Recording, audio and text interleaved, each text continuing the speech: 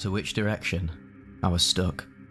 A Bromo-DragonFLY, sold as 2CB Fly Report by Lindsay, posted to Irwin.org October 11th, 2009.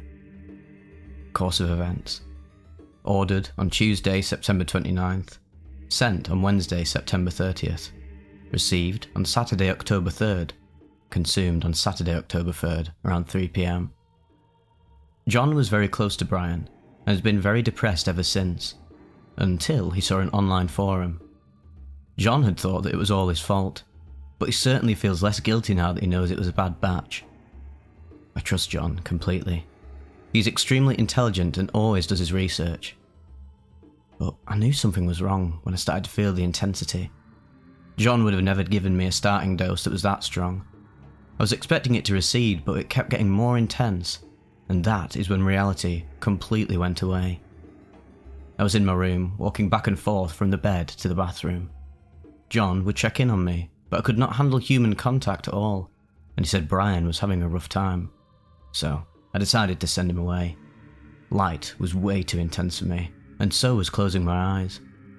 My cats even scared the hell out of me. I just wanted it to be over now. I almost asked to be taken to the hospital, but I figured that it was just going to pass. It didn't. I soon went over the edge and found myself at the point where I was crawling on the floor in every direction, only to find that I was alone in a psychedelic universe. I was the centre of this universe, and no matter which direction, to whom or what I crawled, I was stuck. This universe was strange. I was the queen. I was everything, but was not allowed knowledge. The voices of the universe told me that I was the centre, and I was not allowed to know everything. It seemed to follow a circular pattern of sorts. Eventually, I landed on my back. I'd given up. I saw visions of my boyfriend's father standing over me trying to help, but the universe made him disappear, only to be replaced by an EMT injecting me with an IV drip.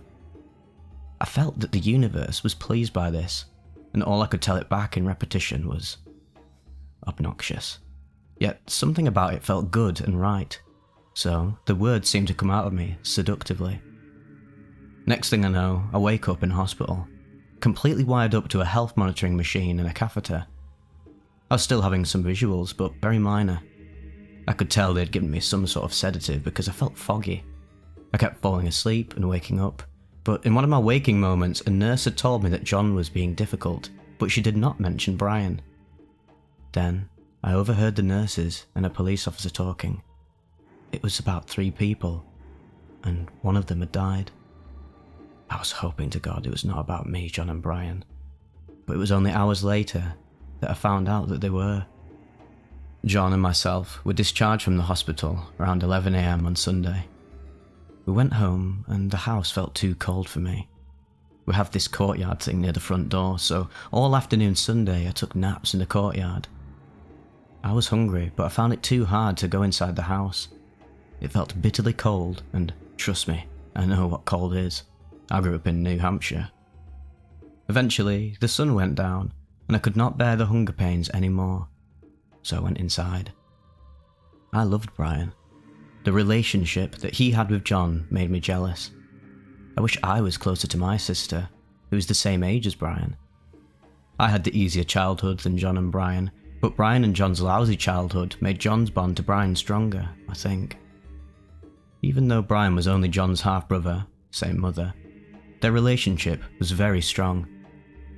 Since Brian was at a young age, he was transferred back and forth from his mother to his father. It was a bad situation. While Brian was at the mother's house, John played the role of male role model. John taught him how to read, how to fight, and how to be a man. John felt that he had lost a son, and before he had said that, I had felt it too.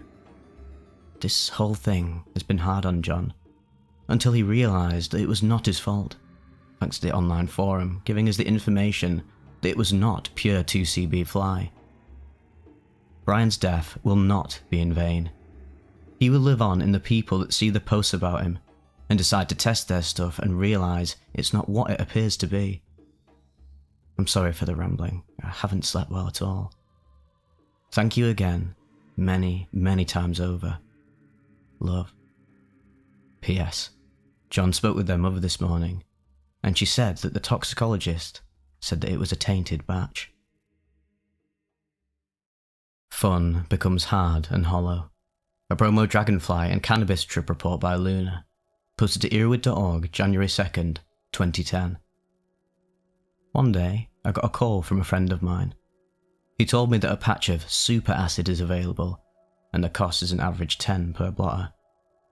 Well, what the hell, I thought. It's been quite long since my last trip, and this really sounded quite spectacular. So I picked a duty-free day for tripping.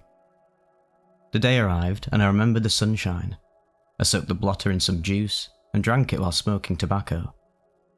After 30 minutes, the doorbell ringed, and I opened it for a blummer to come and fix some pipes in our kitchen. After the blummer had left, I analysed my feelings. Nothing spectacular yet. Absolutely different feeling than those in acid, much more mellow, much more stable. Little did I know, understanding this psychedelic is something nobody should do. Now, my friend arrived, and I gave his blotter for him. We fixed a full bowl of nice flower indica. It gave a nice buzz on the top of this slowly evolving psychedelic trip. I started to mess around with my studio equipment, making some utter psychedelic trance. Time stopped, and I can remember the feeling of huge euphoria, but still nothing really mind-blowing and psychedelic in sight. After making music for several hours and smoking one more bowl of marijuana, I gave up. I was sure that there was nothing more to expect, and all I was going to get was this ecstasy-like euphoria. But little did I know, after my friend left and I got to be alone, things started to take some very weird turns. At one point, I could not lie down, or focus on anything particular. The surrounding world took on the shape of a wallpaper of sorts. There was no depth, and everything I saw was flat, like flat paper texture. This freaked me out a lot, since I couldn't control it at all. I decided to go outside at this point. It was magical to wander around a tiny forest. I felt so, well, lost in a way. There were absolutely nothing that made sense in that state of mind. Any action I took was based only on instincts. I didn't scare at this sensation, I actually felt like the feeling of losing control was quite nice. Time has passed on, and the darker side of this substance started to kick in. It was the strongest mindfuck I've ever felt in my life. While acid gives clarity and feeling of crystal pure thoughts, this substance just wiped its arse with my mind. It was quite odd that I did sleep. In fact, I couldn't recall any dreams, nothing at all.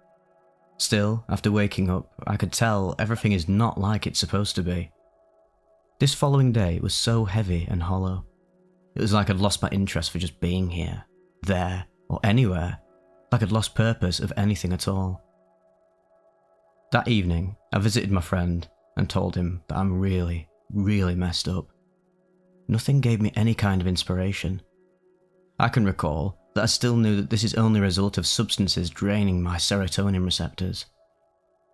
At first, this was fun, and in the end, it was quite a hard and hollow, even a little scary experiment. It took me a solid 3 days to fully recover from that twisted state. Bromo-Spasmfly, a Bromo-DragonFLY trip report by Just a Guy, posted to earwid.org October 31st, 2008. So I bought 2 hits of Bromo-DragonFLY from a very reliable source. I always trust this guy. Each hit consists of 3 drops of solution in a sugar cube, and is estimated to be 250 micrograms. My friend and I eat 1 sugar cube each at 6 PM, and prepare for the long come-up. I lie in bed listening to Spongle and reading Huxley's Doors of Perception. 1 hour in, and I can't concentrate on reading any more, and a slightly irritating feeling comes up and creeps in for the next hour. It feels much the same as many other come-ups, but extended. 2 hours in, and I can definitely feel something. My sense of touch is feeling pretty nifty, and looking at art online is enjoyable and emotive, although not anywhere close to the way this felt on a 2CE, 2CB combination I once tried. Over the next hour, ego begins to soften, and I enjoy some throat sweets while listening to music and chilling in bed. To be honest, so far I actually like this. At this point, I'd like to address the comparison that has been made between this and LSD. Some say the Bromo feels like a milder but extended acid trip. Though I only have one experience of each to compare, I would say that the similarity between the two is very small. Though my thoughts did become quite trippy at times, the feeling is closer to 2C in my opinion. Through this trip, visuals were almost non-existent, whereas on LSD visuals were very obvious. I would also say that the Bromo has a distinctly chemical feeling to the high comparable to 2Cs in LSD, but somehow different. In my opinion, the feeling of a plant-based high is by far preferable. Mushrooms, I'd say, are by far my favourite drug. My friend right now is also feeling distinctly high, and joins with some conversation which is frequently funnier than it ought to be. It's by now I'm beginning to get twitches in my left leg, although I managed to put up with it. After about an hour or so, we move upstairs for the duration of the trip. More silly conversations ensue, and I begin to twitch harder and more frequently. Another friend joins us, and a joint is smoked. The twitching still continues to increase in its intensity. My friend says she has some pretty good visuals. Meanwhile, I only have this twitching going on, so we decide this means that she is winning at the Bromo-DragonFLY game. At about 1 AM, my friend and I are alone again. I still can't stop twitching, and my friend now has a pounding headache. This was the worst section of the trip, and totaled around an hour of extreme discomfort for both of us. Cold flannels and one of the worst joints I have ever rolled failed to alleviate the pain. Eventually, Nurofen, or ibuprofen, solves the problem, but we had steered clear of it for a while, since we weren't sure whether there would be any bad interactions. The next section of time is spent watching some Mr. Ben, which is frequently hilarious. It's essentially a barely animated children's cartoon about a middle-class man who visits a costume shop, owned by a man who looks like a Moroccan hash dealer, and is transported into other worlds by putting on the costumes in the shop. Next, we watch a modernised version of Romeo and Juliet, which is very good. I'm starting to twitch less, but it is still pretty bad. We both feel so very tired after the film. Must be about 4 AM by now. An attempt at sleep is made, but predictably fails. My mind is kicking out all sorts of nonsense, which is pretty typical when trying sleep in this kind of state. And I'm still twitching like a motherfucker. The period of around 5 AM to 10:30 AM is one of the best during the trip. Feeling very mellow, and the twitching has dropped to a new low thankfully. It's almost funny now. This now brings us to about 12 PM. I had a shower, put on some daytime clothes, and wrote this report. As far as I can tell, the twitching has completely stopped. Not that I feel like trying now, but I would expect that I won't be able to get any sleep for at least 4 hours. I feel hungry, yet do not want to eat. So my overall view on Bromo-DragonFLY is the peak section feels very good, but by no means better than Shrooms or Cactus. The most pronounced effects for the majority of the trip were a mild to severe twitching and an inability to sleep. The visuals I got were wholly uninspiring.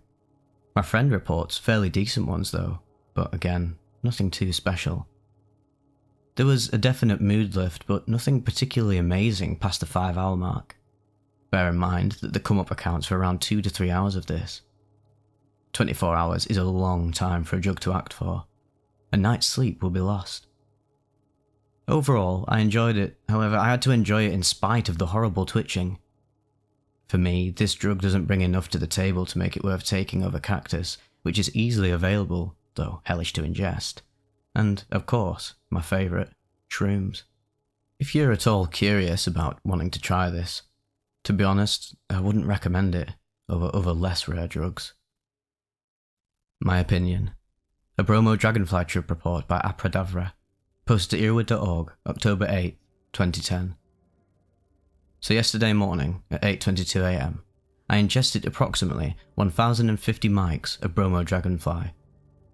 This was my third time dosing, with my 2 previous doses being 675 and 975 mics. My close friend, who is 2,000 miles away, also ingested the same dose of the same batch, which was sent to him by USPS. I began to feel the effects within 2 hours, and I would say I was feeling the full-out effects at about 3 hours in, with the peak lasting for about 12 to 14, followed by a slow climb back down to sleep, which was helped with a 6-pack of delicious IPAs. This report is more of a summary of how I feel about Bromo-DragonFLY, as opposed to a detailing of the effects. For one, I don't really know how I feel about this chemical. It is a very definite and serious psychedelic experience, but it's not very comfortable. It leaves my mouth and body feeling so chemmy throughout the experience, and it is pretty hard to ignore. All 3 times I've dosed, for the first roughly 8 to 10 hours of the experience, I've altered between being unsure if I was having a good time, and maybe thinking I was having a good time. It was never a definite really good time, or a really bad time, it's just a very weird headspace. What also has happened all 3 times I've dosed, is that the experience becomes much more enjoyable at about 10 hours into the trip. It's almost like the amphetamine aspects sort of mellow out into a almost mild MDMA speed headspace, where there is a euphoria but not quite as pushy as a full dose of MDMA, but also being very noticeable. Everything becomes pretty funny at this point in the trip, and this has happened all 3 times, with the higher doses providing a higher euphoria. Something that first put me off on this chemical was the lack of insight or profundity with the experience. Whenever I experience intense visuals off of other psychedelics, there is a headspace that comes along with the visuals. It's not that I am only seeing wonderful things, but my head is altered. LSD provides feeling of connection and insight, mushrooms provide extreme ego loss, and so forth. However, Bromo-DragonFLY will envelop my world in visuals, but my headspace is like a mild dose of speed, like too mild to be enjoyable, but enough to make my head spin. The visuals are really nice, very 2C-ish, Mayan heads and vines and Persian carpet type patterning. My friend in Chicago, who's a bit bigger than me physically, and who took the same dose from the same batch out of the same vial, was hit somewhat harder than I was, I think. He said he had some bouncing of his eyes, and he said there were periods where everything was sort of blurry. My vision stayed pretty crystal clear. There was some rainbow trash still floating in my vision today, after over 24 hours from dosing. 2 of the times I've dosed, I had puked about 2 hours in, and then was fine. The same thing had also happened to my friend. The flavour that Bromo-DragonFLY leaves in your mouth, though, could best be described as what toxic waste could taste like. And this stuff, well, it lasts a long time. It hasn't been a 30-hour long trip for any of my times I've dosed, which is 3, but I could definitely see the amount of time you trip for being dose dependent. This trip was definitely significantly more intense than my last 2 experiences, and it was intense for a longer amount of time this time as well. I was going to dose at 1,200 mics, but I'm very, very glad now that I did not. Quotes from my notes which I sort of half-arsed during the experience. Bromo-DragonFLY makes my dick shrink like I'm running from the police. This is what I would assume toxic tastes like. And on one last note, this substance just tends to produce a very gross sort of toxic chemi feeling throughout my body. And I could definitely see ODing on Bromo-DragonFLY being one of the shittiest ways to leave this world. So be safe, fellow travellers. Horrific deaths from accidental overdose. A Bromo-DragonFLY trip report by For Our Yaoi Butterfly, posted at earwid.org, August 9th, 2011. Anastasia Marie Jewell was the most amazing, beautiful-looking woman I'd ever met. Then, she died. May 7th, 2011, Stacy, as she insisted on being called, went to a party. Her friend, Cody, ordered something online that he thought was 2CE. After eyeballing the powder to water ratio, they left for the party. It was just a fun night. A couple drinks, some video games. Then the water bottle with a skull drawn on it was brought out. One of her friends decided to try it first, as she was more experienced with drugs. After about 5 minutes, they noticed him laughing, hallucinating, and just having fun. So, all of us but one decided to take some. So a few minutes later, the first man started to seize. If they had just waited an extra couple of minutes, my best friend would still be alive. Stacy began seizing and fell to the floor, as did 7 others that night. After nearly 45 minutes of seizing, hallucinating, vomiting blood and calling out for a mother, the ambulance finally arrived. Minutes later, my friend and voice student was pronounced dead. Is it worth it? Is it worth you or someone you love dying, just for a good time? She was amazing, and now she's fucking dead. All because of a series of stupid mistakes. Her boyfriend, Andrew Ackerman, also died, as did one man in Roth, where Cody brought the drug. Cody is now in jail, charged with their murders. 7 people were hospitalized, and many of them are living with physical consequences. All of them have to live with the fact that if they had just waited 5 more minutes, their friends would not be in the cold, dark ground, but with us, laughing, talking, singing. So do your damned research. It is too easy to overdose on this shit, and even twice the normal dosage can rip you apart. I helped plan a funeral. I helped paint her casket. I sang "Wishing You Were Somehow Here Again" from Phantom of the Opera at a memorial. Now, I can never sing that again. Please be safe, and make sure that Anastasia Stacey Marie Jewell did not die in vain. I never want to paint another casket again in my entire life.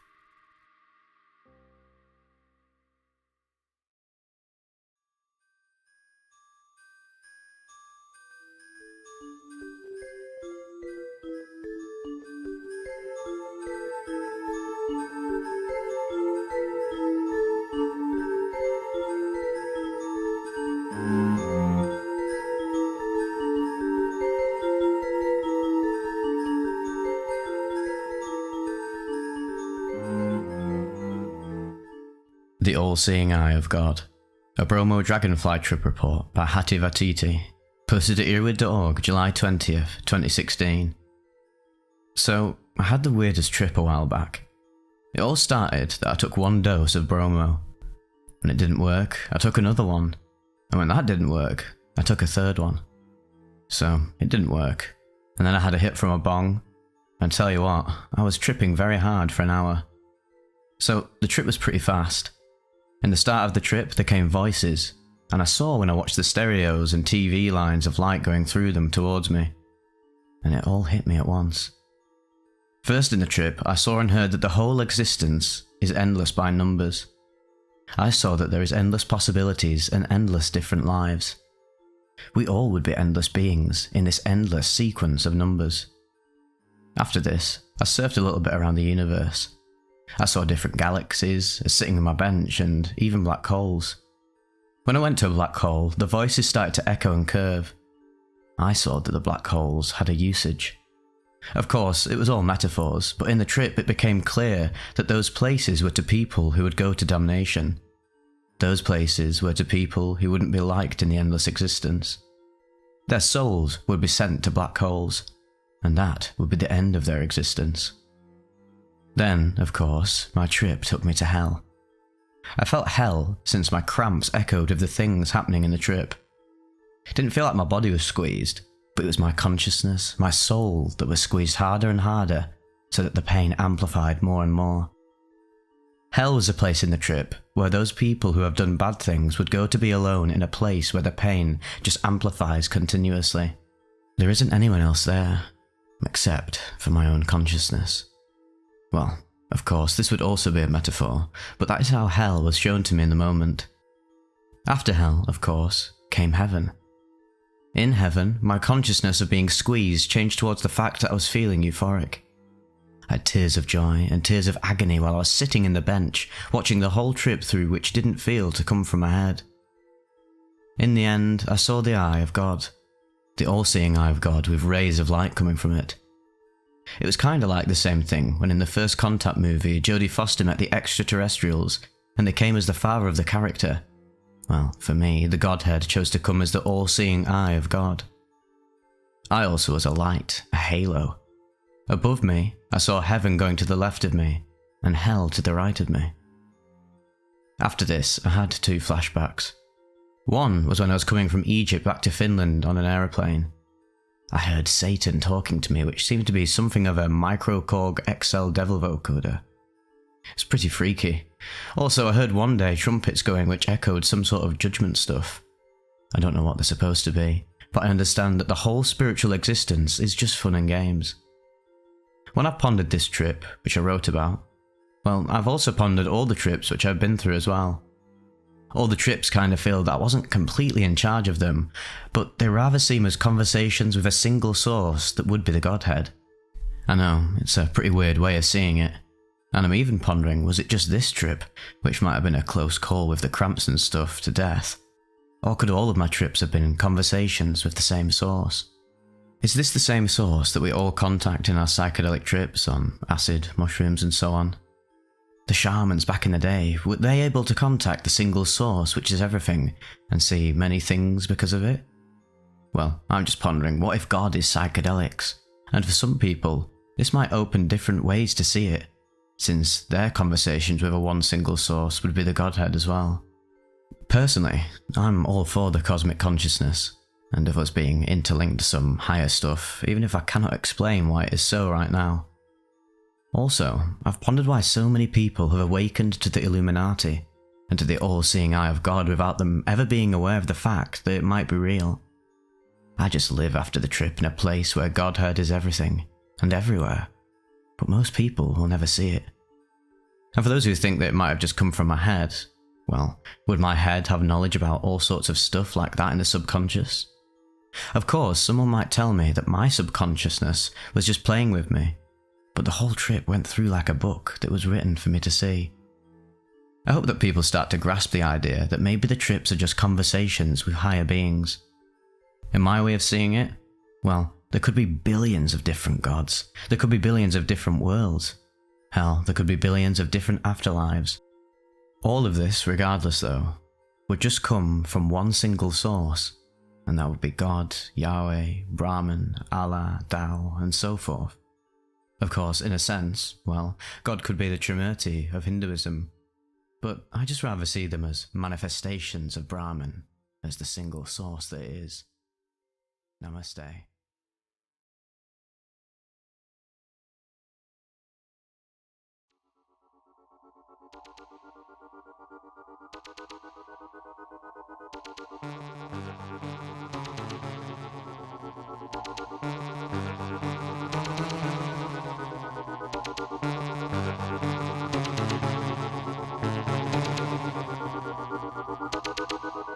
A near-death Bromo-DragonFLY experience, posted to shroomery.org 12 years and 8 months ago by the user Goddess of Love. First of all, I'll apologise for my bad English. Here are the trip details. The onset begins 5 hours and 0 minutes after ingestion. The total duration of the trip is approximately 48 to 52 hours. This story takes place one day on Sunday in September. It was pretty boring that day, so I decided to have fun with 3 friends of mine. I'll call them A, B and C. I made an appointment with my friends outside in a parking lot near a forest, if the trip goes wrong. 11 AM. I decided to take a blotter that I thought was LSD. Until the trip began, we rolled a joint of marijuana and smoked it. I spoke a little with my friends, and I told them that I could be crazy on acid, so that it's important to pay attention to me. We decided to take a walk in the city until the onset, to return to the parking lot afterwards. 12 AM. An hour passes, and no effect of the onset occurs. We decide to go for a bite to eat. We look for a sandwich place nearby. Afterwards, we return to the parking lot. 1 PM. 2 hours later, and nothing happens.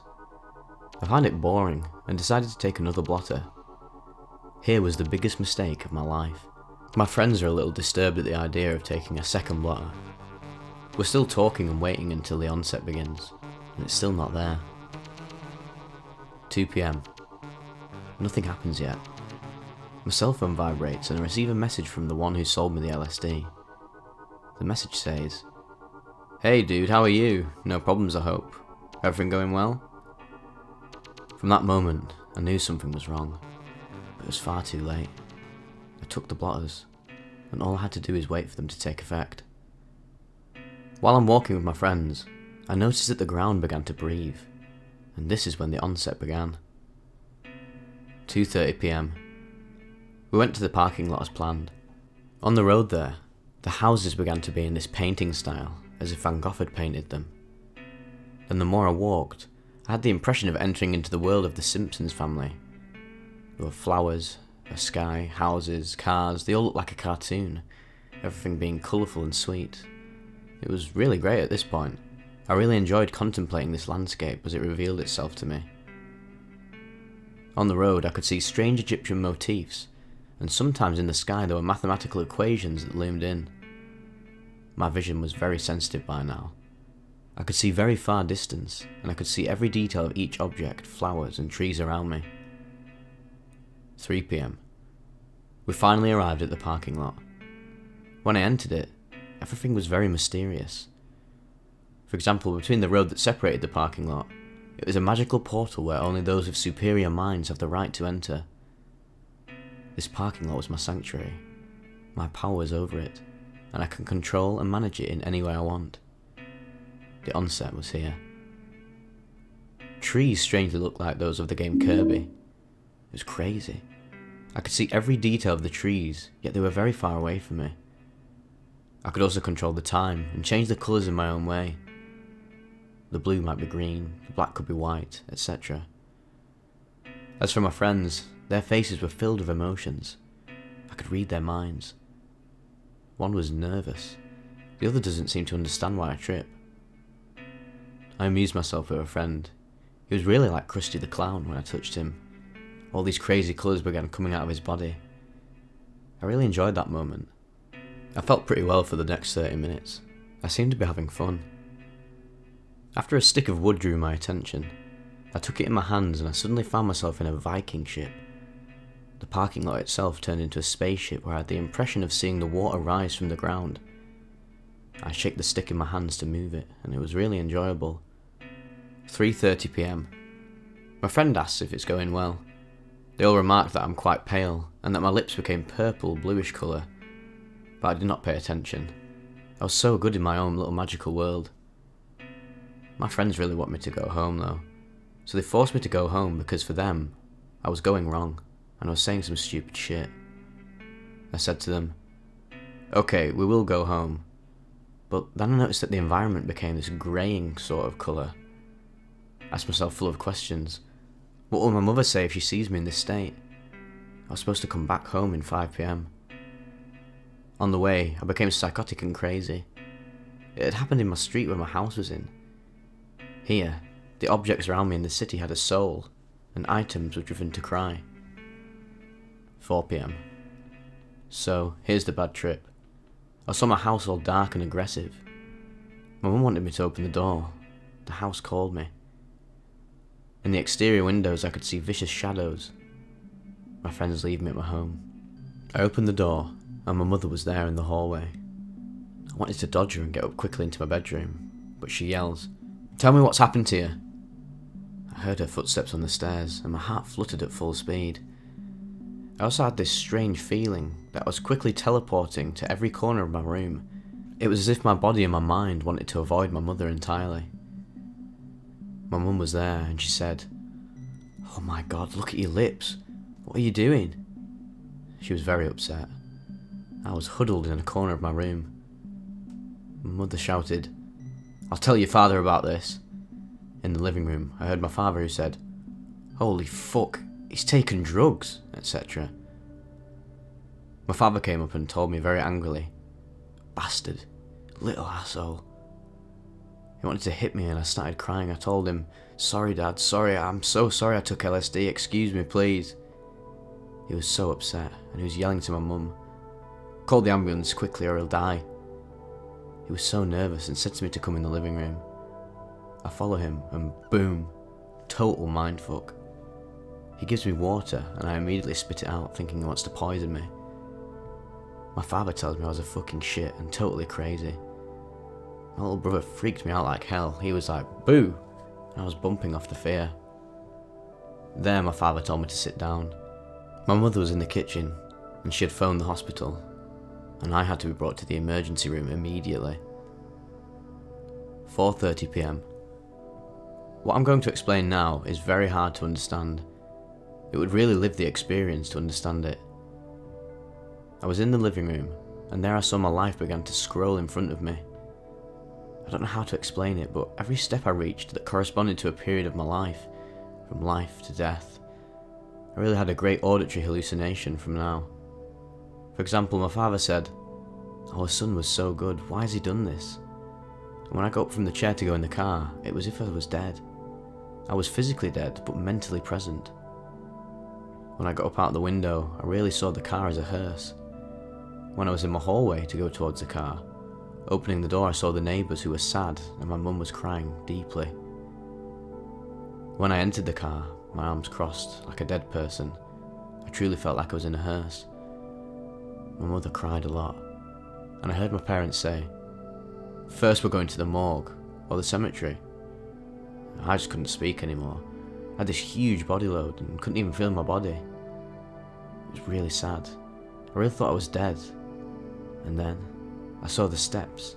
I mean, when someone dies, he goes first to the morgue and the funeral, with related friends, family, etc., and then finally afterwards to the cemetery. Well, for me, it was the same. On the way, I saw through the window of the car. I saw my friends with flowers in their hands. They were only pedestrians, but as I said, the hallucinations were so strong that I thought they were my friends. Throughout the way, I saw all the friends I knew, all the members of my karate club, and I really saw the cars of those of my club who were escorting my car to my final destination.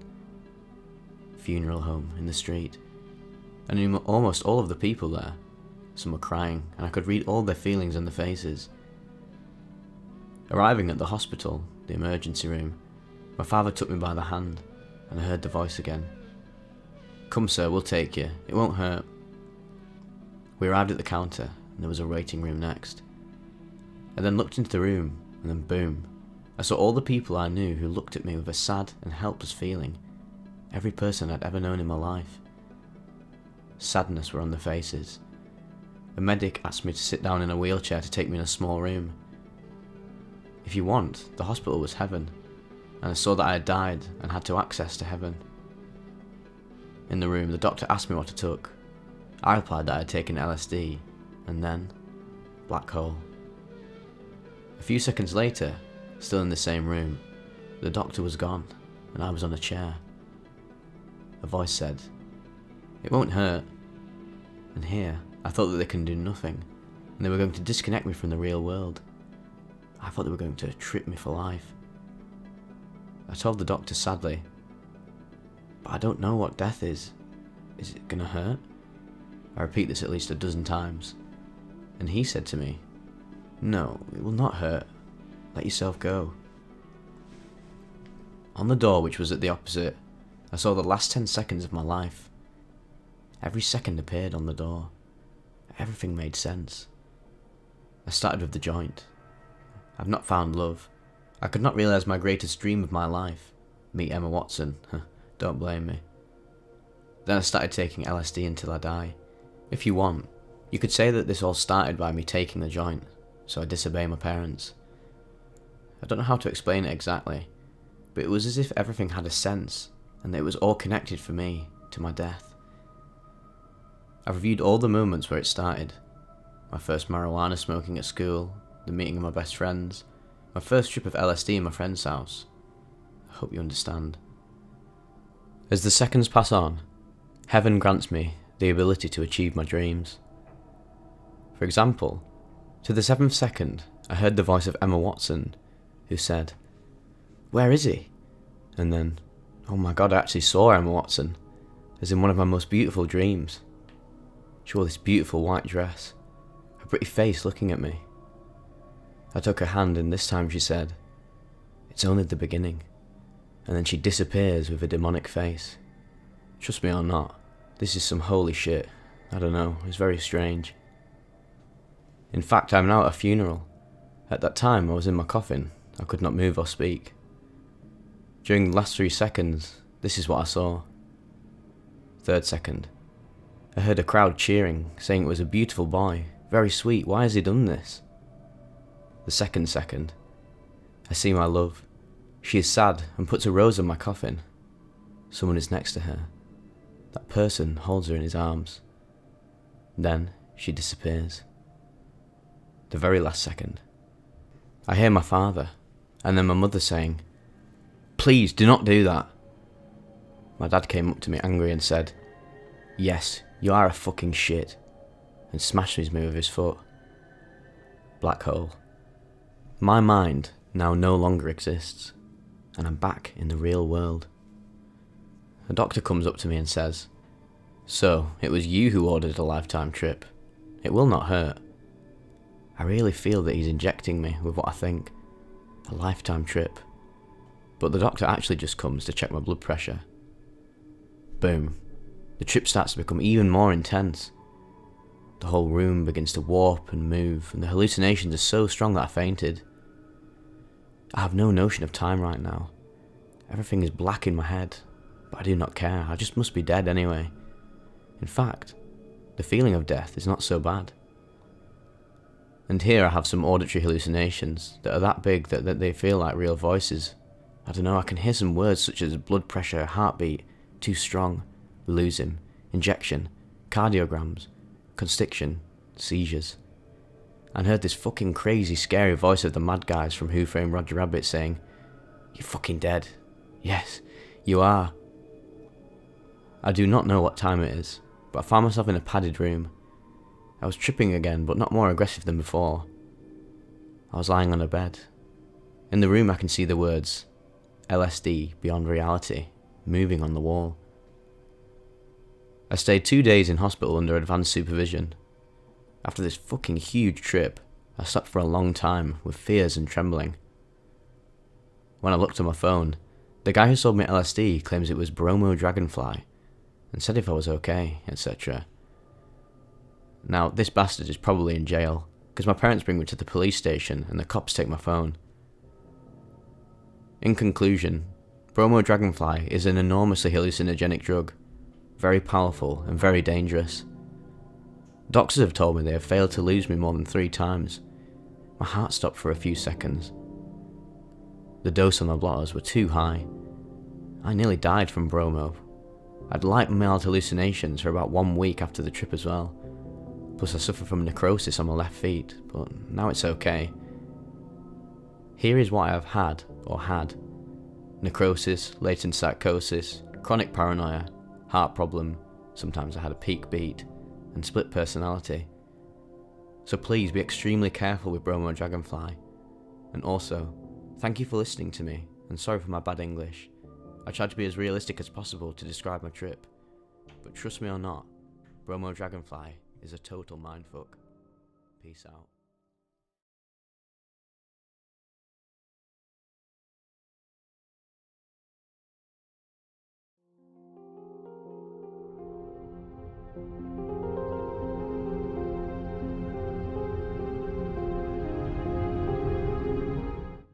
I Was God.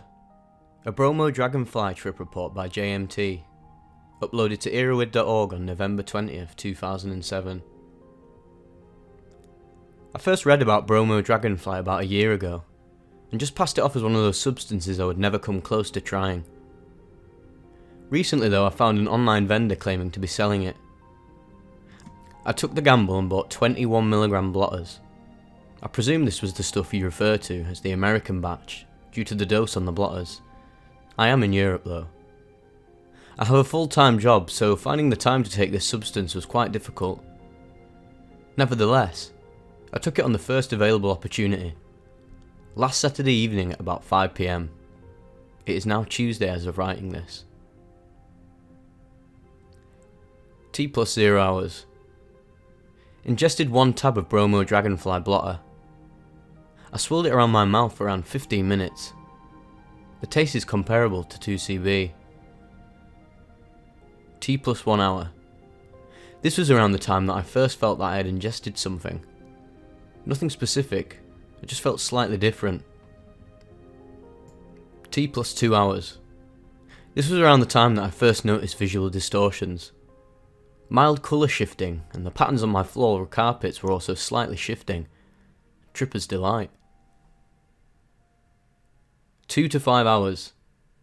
This period was a very slow come up. The visuals gradually got stronger. I noticed very obvious audio distortions developing, and also my senses of touch and taste were greatly increased.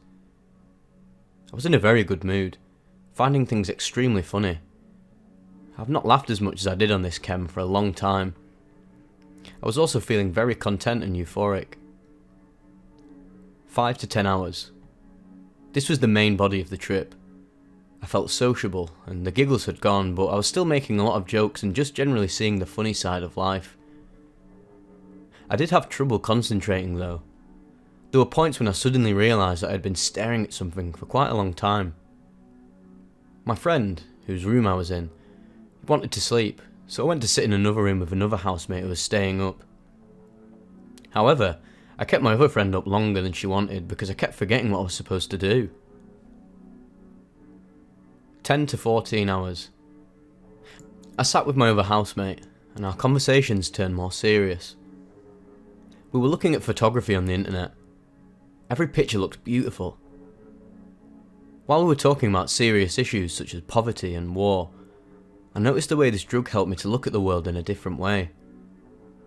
I wish I had written down some of these enlightening thoughts, as I don't remember any of them now. At T plus 14 hours it is now 7 AM. I feel like I'm coming down slightly. I was wrong. 14 hours to 17 hours. I decided to lie down and maybe try to sleep. To no avail. The first thing that happened when I lay down was total silence. I tried really hard to make out some sound, but I heard nothing. This really freaked me out because my house is on a main road and I really should have been able to hear something. When I close my eyes, I am transported to a dreamland. I am aware that I'm not asleep, but I have visions of mountains and lakes and other natural looking features.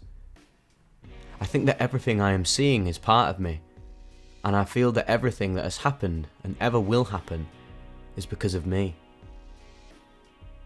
Every so often I would snap back into reality and realise I was just a human in a bed. These 3 hours passed very quickly. 17 to 24 hours. The next day.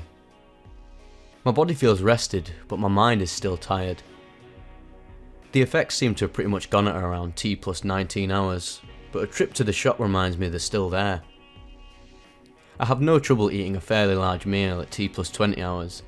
Then the effects tailed off and I was back to baseline at around 24 hours in. Overview. This is a very interesting substance. It was really different to anything I've ever tried. From the reports that I read before trying this, I was expecting something fairly mild.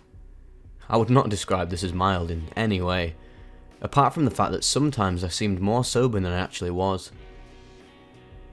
The visuals are quite colourful, but not very intricate. I got an interesting effect that I have not experienced on anything else. Sometimes when I was looking at something, when I looked away, the object would flash up in my peripheral vision, but enlarged. I realised that pretty much all psychedelics affect my sense of hearing. This is usually manifested as enhanced appreciation of music, but this time it was different. Music still sounded better, but sometimes I noticed that things really sounded different. Deeper or quieter, etc.